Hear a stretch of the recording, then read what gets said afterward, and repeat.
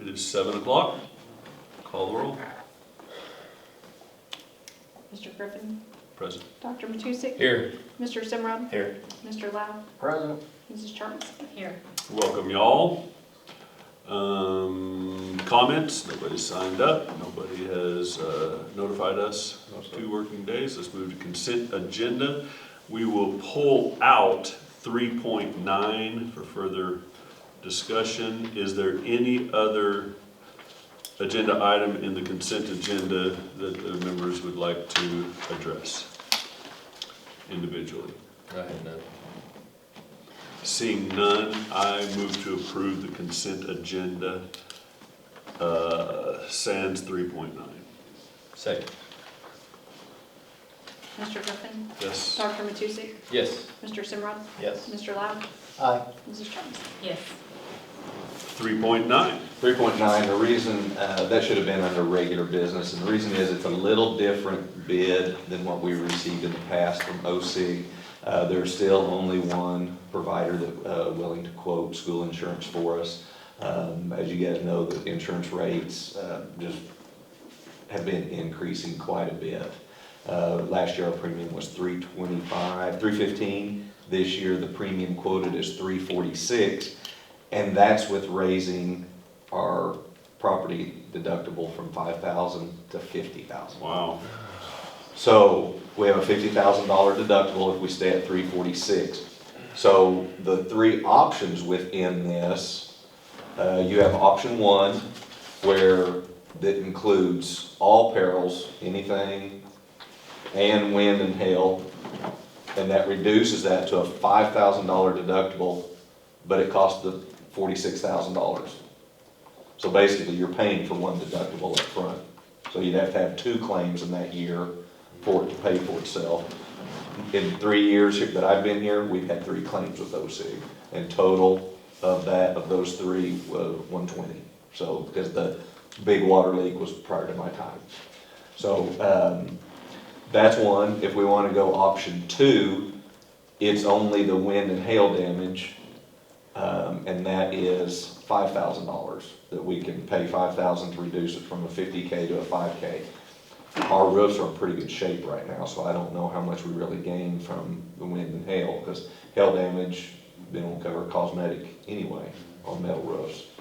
So, something to think about. And then the last one is equipment.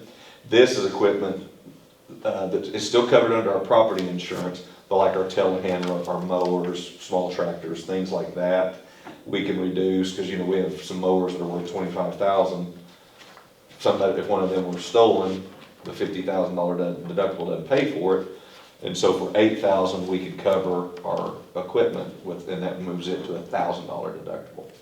The one thing about it with our new facility, everything should be inside, so the only time something should happen to any of it is if you had a catastrophic event that tore down the whole building, or somebody broke in and stole equipment, assuming they're going to steal more than one piece of equipment. So you have some options there. Okay, so repeat those options. Option 1 would be, Option 1, we can pay $46,000 to reduce our deductible from $50,000 to $5,000. And that is anything, any claim, perils, wind and hail. Option 2 is just wind and hail damage, and that is an addition, that's $5,000 to reduce it from a $50,000 deductible to a $5,000 deductible. so option 2 is, repeat that. We can pay $5,000. Yep.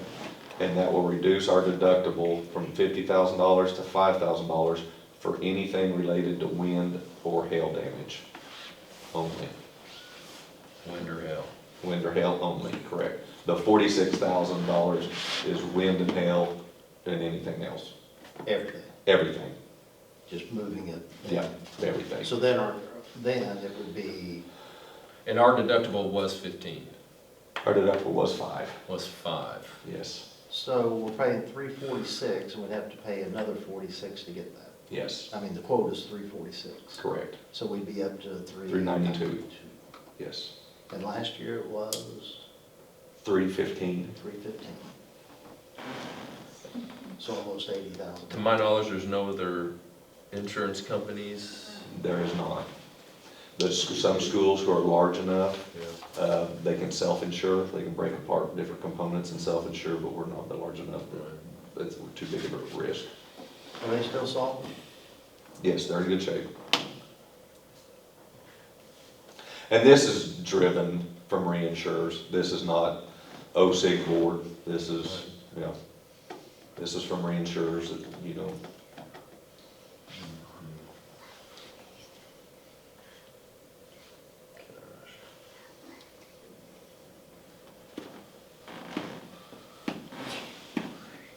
if I remember correctly, and I think that sheet shows that, the claims, we haven't had 2 claims in 1 year.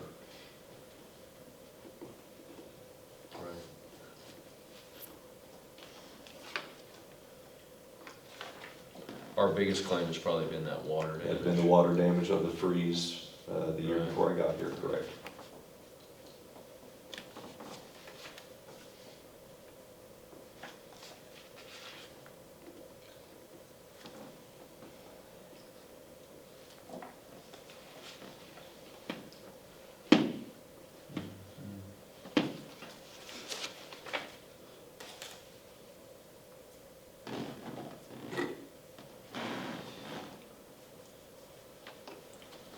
I'm glad we're considered an inland marine review. Far enough from the creek or the river. I don't know what the benefit of one over the other would be. Like you said, with our roof situation is in good shape, and at least it better be. Well, when I look at it, I mean, I look at the $50,000 deductible. I don't think anyone likes it, but financially, we're in pretty good shape if something catastrophic was to occur. Yeah, and then the likelihood it's gonna be well over $50,000. Well, we can either pay that extra $50,000 up front. And you get a freebie, or if you Right. have one Wait. claim, Right. so you're just rolling the dice of whether or not you have that I one think I would claim. prefer to take just the initial bid. The option one. Yeah. Well, The, no, the 346 and leave it as is. Oh, 346 and with a $50,000 Yeah. deductible. Yeah. I, personally, I don't see a reason for option 2 or the equipment. I think we're good on both of those. It'd just be whether or not we want to pay for an upfront. keep the Claim. money, keep the money in our account Yeah. instead of theirs. Let's just not break anything. Yeah, just don't break it. I'll tell everybody. Superintendent. I'll send an email. So that would be my recommendation then to the board, is to just keep the base bid and reject all options. So moved. Second. Mr. Griffin, Yes. Dr. Matusek, Yes. Mr. Simrod, Yes. Mr. Lau, Aye. Mrs. Jarmanson. Yes. Continuing regular business, 4.1, regards a transfer from Co-op Fund 12 to General Fund 11. So Timberland may have to fill in some blanks here, because this was from a co-op of a grant that prior to my time here, where they bought some equipment, new lines, is that correct? That was said? And, like the schools, they may receive a certain portion, say school A receives $8,000, and they probably send back 10% to us, being the LEA. Well, that money has sit in that account for at least 3 years that nothing has been spent, and so it's past the time. So Timberlake checked with auditors and State Department as well, and we can move that money into general fund and close out the co-op fund. So that's the reason what this is for. Move to approve. Second. Mr. Griffin, Yes. Dr. Matusek, Yes. Mr. Simrod, Yes. Mr. Lau, Aye. Mrs. Jarmanson. Yes. 4.2 regards student meals for 24-25. So we'll come up with some possible pricing issues maybe later on, but what I wanted to discuss with you is this year we tried we tried the pattern of not charging any students. Students were still required to fill out the free and or reduced forms. I will say that participation in that did go down a little bit, which does hurt you in grant writing and, you know, some of those. But, you know, COVID year and then the year after, students across the state got free lunches. We tried it, the 22-23 year, we went back to charging students, and we built our fund balance was up very high. Francis made the application, and so then, you know, that's where we're at today, is this year. So we wanted to see how it went, and we tried to do projections. We thought, well, but it's just until you do it for a year, you just don't know. I sent you an end-of-month cash balances sheet over the last 5 years in the child nutrition. If you go back to FY '22, we finished the year at 184. That was really high, and so I know we spent some money on equipment. We had some expenses. So in FY '22, we went from 184,000 in the year to 112 at FY '23. Most of that was due to expenses. The revenue was about the same, okay, wasn't much different. But from '23 to '24, the expenses have been about the same, and it is strictly due to loss of revenue. We got a small check in, I think Timberly says around 1,600 to add to that 54,000. So we're gonna finish about 55,000, starting with 112. And like I said, we didn't have any big expenses that we can say, hey, this is why it was. When we still have payrolls to run too. So it will be considerably less than 55,000. So, I wanted to bring that to the board's attention. You know, when we did this, it just didn't require a board's vote, but I put it on there in case. I hadn't had a chance to visit with everybody and just wanted to make sure everybody was on the same page. I think we need to go back to charging. You know, the free and or reduced students, they don't pay. And I'm referring to mainly high school kids. Not that many of them took advantage of opting to not going out and eating out in town. What we did have, you know, kids maybe grab something downtown at lunch or grab something on the way from home, breakfast, and they go through and they see, hey, that's not bad, I'll grab that. So, but it wasn't just a primary meal. So is there federal dollars at all coming, you know, if they fill out their paperwork and they qualify for free and reduced? I mean, we get dollars. We get some federal reimbursement. But now because they don't have to fill that out, we're not getting, I mean, so there's a little bit of money that, because they're not filling out the paperwork, they don't have to right now, that we could be receiving as well from the. Well, we receive, I mean, if it's a free and or reduced kid, correct. Right. Yeah. But I mean, there's some of those that would qualify that are not filling out the paperwork. Yes. Because they don't have to, because we Because it gave has it been one. free. I'm not 100% sure of what it was prior to my getting here, but our free and or reduced rate used to be a little over 80%, and I think right now the amount of forms turned in of those who qualified was around 73. So I mean, it did make a little bit of difference of people just, well, we're getting free meals anyway, what does it matter? We don't really have anything to hold over their head of, you know, turn this in. Yeah, when we first discussed this, we're 80% free and reduced, so I thought, well, there's, 20% of our student body that, how much is that going to cost? Well, through our discussion and through looking at this, it costs way more than I thought it would, just paying for that, whatever, 20% more. Yeah. That we would incur. If you're talking about a $60,000, $70,000, $80,000 hit to us. And you know that, I visited with Mr. Griffin about this earlier, and that is one of the disadvantages of a food service management company. You know, if it is your own, you are supposed to follow the guidelines, you do have, but, if it's your own cooks, you can kind of overserve, that athlete in the high school or a kid that maybe comes back for second and, it's his meal, only place he's gonna eat. Here, every time the tray's picked up, it goes through the point of sale and we have to pay for it. So it is a little harder to, you could absorb some of that if you weren't going to charge quite as much, so, or charge at all. And I think the cost per meal is, how much are we charging for students? So there's a formula on that, that the State Department will come out, and we have not received that yet, but you have to, it's independent of what we're having to pay OPA.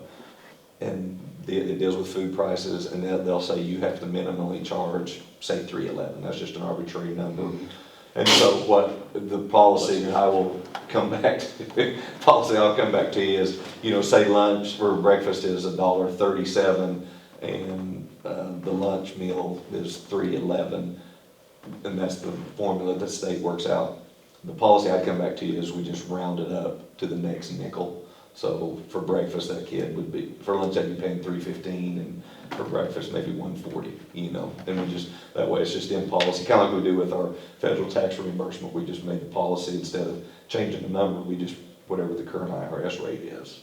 So once we know that that formula is this amount, it just rounds up to the next nickel. That way we're making a couple pennies just to keep it simple, we're not losing any, and you move on. It's still substantially lower than the same kid going to Absolutely. Golden Chick or Yeah. Gales Grill or Absolutely. whatever. If we were a closed campus and forcing the kids here, I might consider, eating that cost and doing what we've been doing, but I think it's in the best interest of the school district to go back to charging. It's a small amount, but the nickels become quarters, become $80,000 over a very quick period of time.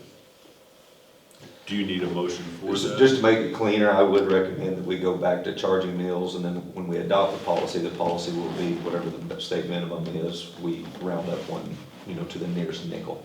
I will move to return to charging for student meals. Second? Mr. Griffin, Yes. Dr. Matusek, Yes. Mr. Simrod, Yes. Mr. Lau, Aye. Mrs. Charmison. Yes.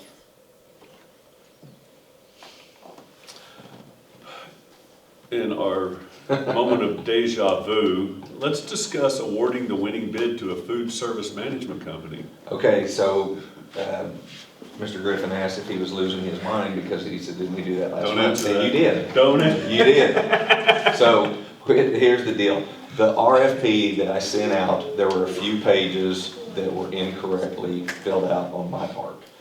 So, when I sent that paperwork to the State Department for review, I had to make those changes on those few pages. She allowed me to go 2 more weeks to send back to the 3 companies, ask them if that made any difference. And they were minor changes, she's just doing her part. And so they had the option of resubmitting a new bid, keeping the bid as is, or withdrawing altogether. All 3 companies kept it the same. Southwest Food Service did not submit a bid. OPA and Keystone kept their prices the same. So, and the thing too that we've got to do is that bid itself then, before it came to you, before I brought it to you, it needed to go to the State Department for review and approval. So they approved what OPA has submitted, what you originally approved. I did it backwards. The state needs to do it first, and then they say, now you bring it to the Board of Education. And then after you guys hopefully approve that tonight, then I've got 10 days to get with OPA, sign off on the correct paperwork, and get that back down there. So it's just kind of a formality of doing it in the proper sequence. So I would hope to, I would recommend that we accept OPA as the winning bidder. So moved. Second? Mr. Griffin, Yes. Dr. Matusek, Yes. Mr. Simrod, Yes. Mr. Lau, Aye. Mrs. Charmison. Yes. 4.4. Regarding the hazard mitigation plan. Okay, so the last time the county, we do have a new emergency management director, Ryan Dethridge. Steve Loftus retired earlier in the year. The hazard mitigation plan, I think Ryan told me it had been 2016 since they had updated it. They've got with everybody involved, taken input, and we just need to update the hazard mitigation plan, send it back to the county. This, in case something happens here, qualifies us for FEMA money, just does everything, kind of get, once again, housekeeping chore that Mr. Dethridge, sent up here and just said, hey, it's just something that needs to be done, and passing that on to you guys so that we can do that. But there's nothing that we need to Nothing, we develop. need, no, we're not responsible for that. They actually hired a third-party company to help them write this and keep up with the new FEMA laws and everything. Have you read it in its entirety?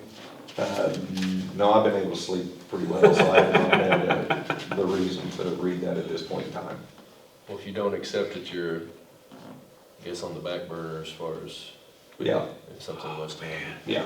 And we're gonna get the same as what the other county entities and schools are gonna get, and, you know, so we're just included in that. Right. I'll make a motion to approve the hazard mitigation plan as presented. Second. Mr. Griffin, Yes. Dr. Matusek, Yes. Mr. Simrod, Yes. Mr. Lau, Aye. Mrs. Charmison. Yes. Do you have any new business? No new business tacked on. Well, then let us know about your superintendent's report. Facilities, just, you know, a couple things going on. We're gonna get started on recarpeting for the rooms in the middle school. We've got a leak issue in the fax room that Jared is working with Keith Dobbs and coordinating on when they're gonna get that fixed, but basically we can't use a couple of the sinks in the remodeled classroom because of the leaking issues going on, so kind of afraid what we're gonna get into there, to be honest, so it could turn into being a pretty big deal. So we'll know more as we go through, but they haven't got back with me on when they're gonna get to that. And then the parking lot, I gave you an updated schedule of dates, highlights of that. They are talking to the superintendent today, they are tracking just slightly ahead of schedule. All the demo is complete. The underground electric is 90% completed. There is gonna be an RFI, where basically a change order because there was some electrical work underneath that they were not made aware of, that the architects had no idea of and what have you. So there is gonna be some minor electrical costs coming back to us, just things they found and gotta do to, that they'd have been able to submit in a bid, but because it wasn't there and they come across it late. Without the comma, I thought it was pothole. You were gonna relocate the potholes, I Oh. thought is the way that I read. Let's Aggregate- cover them, let's fix them. The aggregate base is nearly complete. They are forming up the curb and gutter. The light pole bases were poured last week. If you've driven by, you've seen the stormwater piping. It's on site, and they're just waiting on delivery of the drainage structures. Then they're starting with the fence contractor in a couple weeks. First home game is August 30th. We do have a blue and white scrimmage August 17th. First home game is August 30th. You know, I think they have September 19th, so it's gonna be, you know, maybe pretty tough, but the next home game is September 27th, so definitely should be done by the second home game. So that's all I have on facilities. Resignations, Just Ray Ann is the only one that I was checking to make sure nobody else had submitted anything. But Ray Ann a few, so. okay. Moving on to 7.1 regarding personnel, proposed executive session for personnel employment. I move to enter. Second. Mr. Griffin, Yes. Dr. Matusek, Yes. Mr. Simrod, Yes. Mr. Lau, Aye. Mrs. Charmison. Yes. Acknowledge return to general session, entered executive session 7:23, came back for public viewing at 7:42. All board members present. Our invited guests included Superintendent Jason Sternberger and Mr. David Matusek. No votes were taken. Only the agenda items were spoken about. 7.2. Regarding the extra duty assignments for Should say for 24-25 it school year. should say for 24-25 school year. No, that one's for. Oh, no, that is for this spring, that's right. Just to pay him in. That's, that in retro, that's right. Oh, That is okay, that correct. wasn't. I didn't have it. Thank you, I missed Timberly. getting Okay. approved. To pay him for work that has already been done. Bad news. James Faulkner, $750 for esports. I'd make that recommendation. Move to approve. Second. Mr. Griffin, Yes. Dr. Matusek, Yes. Mr. Simrod, Yes. Mr. Lau, Aye. Mrs. Charmison. Yes. 7.3, regarding the employment of Eric Beckner speech path to conclude the June fiscal year 2024. Make that motion, or make that recommendation, excuse me. With that recommendation, I will move to approve. Second. Mr. Griffin, Yes. Dr. Matusek, Yes. Mr. Simrod. Yes. Mr. Lau, Aye. Mrs. Jarvis. Yes. Oh, I just scratched that one out. 7.4 regards the employment of support staff monitoring the walking track. I'd recommend to the board to employ Alondra Portilla and Annalie Portilla at $8.50 an hour to monitor the walking track. So moved. Second. Mr. Griffin, Yes. Dr. Matusek. Yes. Mr. Simrod. Yes. Mr. Lau, Aye. Mrs. Jarvis. Yes. 7.5 regards the employment of certified staff on temporary contracts for 24-25. It includes high school English and physical science, Kevin Hopkins, elementary 4th grade Alyssa Knight, and high school, middle school vocal music, Melissa Faulkner. I do have that one. I missed. And that is, I'd like to recommend that to the board, and those are on temporary contracts. All on temporary contracts with the superintendent's recommendation. I'll make that motion. I'll second Luke's motion. Mr. Griffin, Yes. Dr. Matusek, Yes. Mr. Simrod, Yes. Mr. Lau, Aye. Mrs. Jarvis. Yes. You did get the third one added. Yes, I did. 7.6 regarding adjunct teachers for 24-25. I'll let you go through the list. Kim Grives for chemistry, Stephanie Gwynn for art, Jennifer Richardson for family and consumer sciences, Geneva Nelson, intermediate math and physical education, health, and Dallas Hunt with world history and physical education, health. And that's That yours. is my recommendation. With that recommendation, I will move to approve the adjunct teachers for 24-25 as stated. Second. Mr. Griffin, Yes. Dr. Matusek, Yes. Mr. Simrod, Yes. Mr. Lau, Aye. Mrs. Jarvis. Yes. Move to adjourn. Second.